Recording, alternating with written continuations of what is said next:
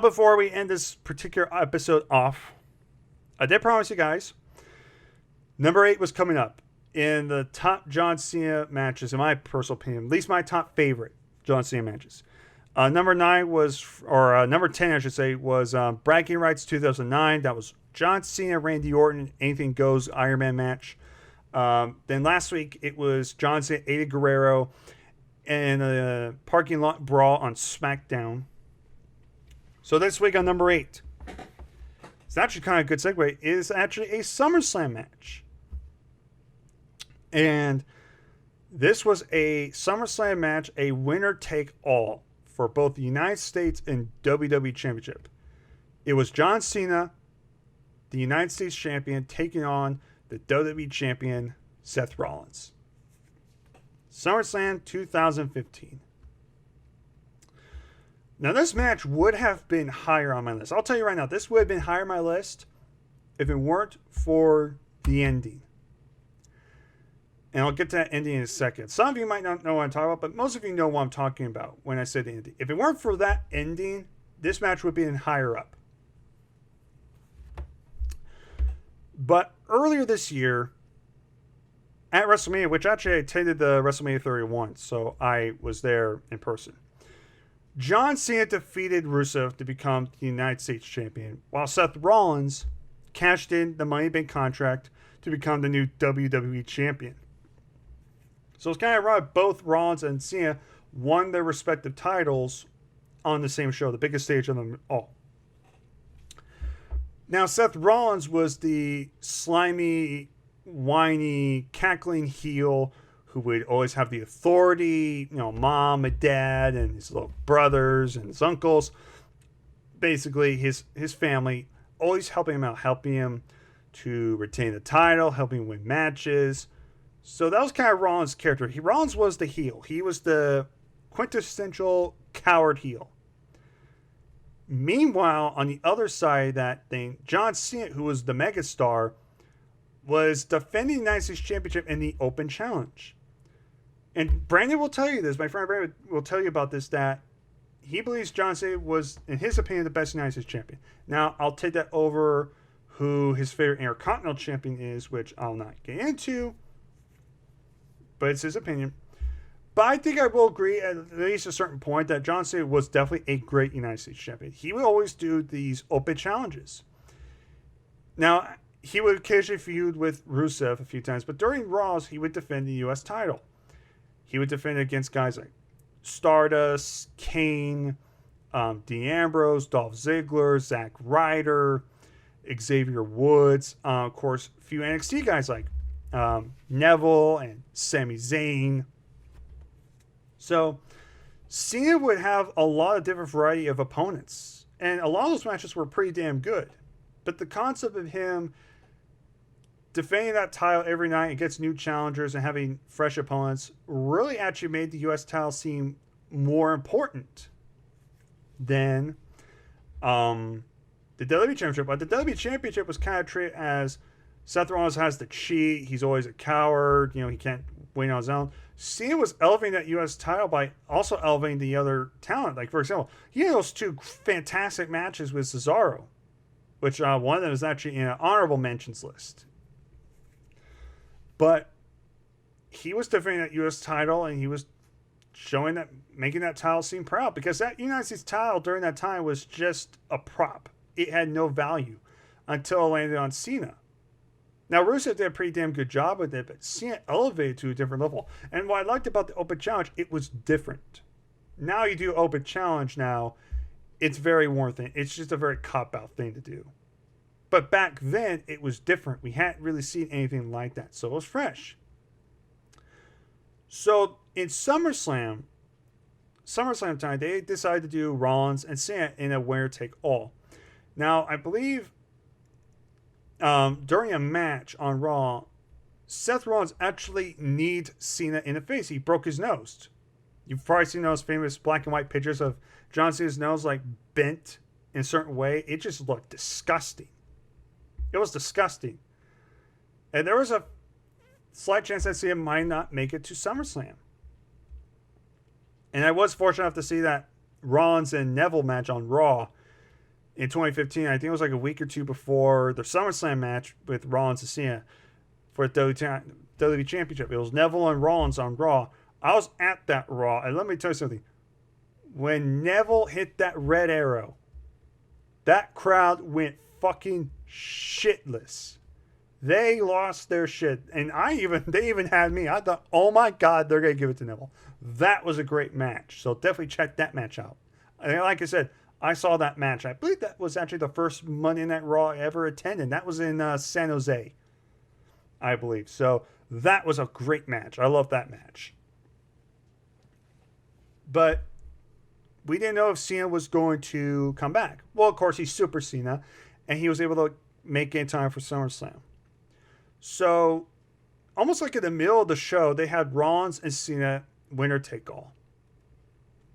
That's when Cena came out. He was teasing becoming a 16-time world champion because this was going to be the night. If Cena won, not only would he keep his U.S. title, but Cena would become a 16-time world champion and beat, quote-unquote, Ric Flair's record, even though Cena's already beaten the record because Ric Flair was never a 16-time world champion. He was actually 24.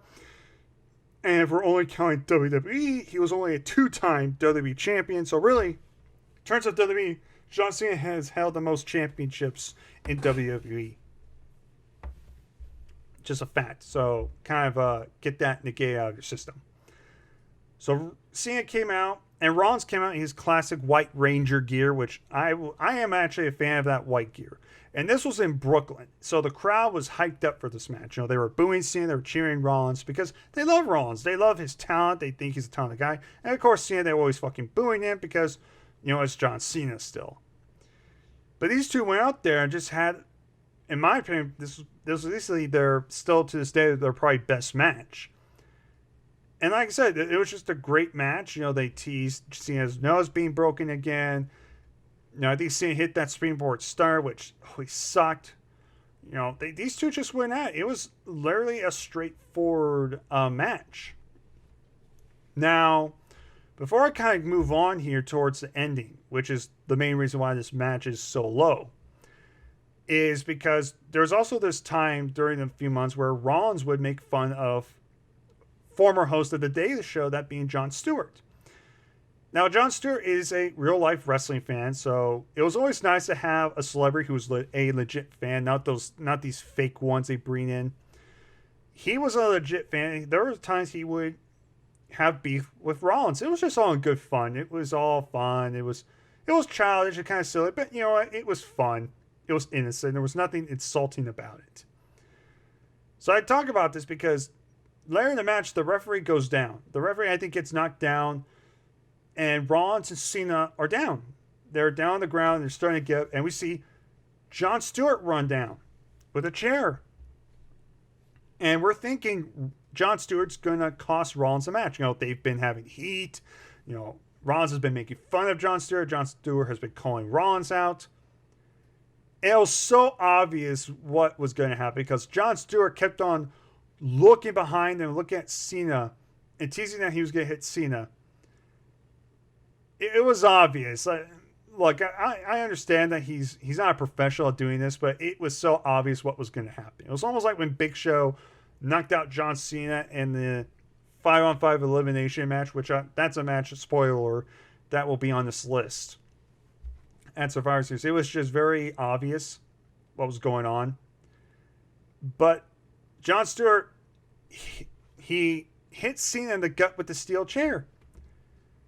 And then what was kind of funny is Jon Cena went to toss the chair away and then realized, oh shit, I forgot this spot. So he tossed the chair below John Cena's head where John Cena got gutted. So John Cena was standing, he just got gutted with the chair. So basically Jon Stewart tossed the chair away, he realized, oh shit, so I messed up. He grabs the chair, just throws it towards Rollins, where then Rollins hits the pedigree on the steel chair. Tosses the chair aside, and the referee comes back. He counts to 3, and Rollins becomes the very first individual to become the first person to hold the WWE and United States Championship simultaneously. This was the reason why this match was low. If that ending didn't happen, this would have been higher on the list. But you had the interference by Jon Stewart, and it was just like, really? Really? Did you really need Jon Stewart? You couldn't give Rollins just a big clean win, or at least have Rollins win like on his own. You're telling me Rollins just couldn't just beat John Cena on his own, even if he had to cheat, even if he had to like hit a low blow or eye rake, or have his feet on the ropes. You're telling me Rollins couldn't at least win on his own. You had to have Jon Stewart get involved.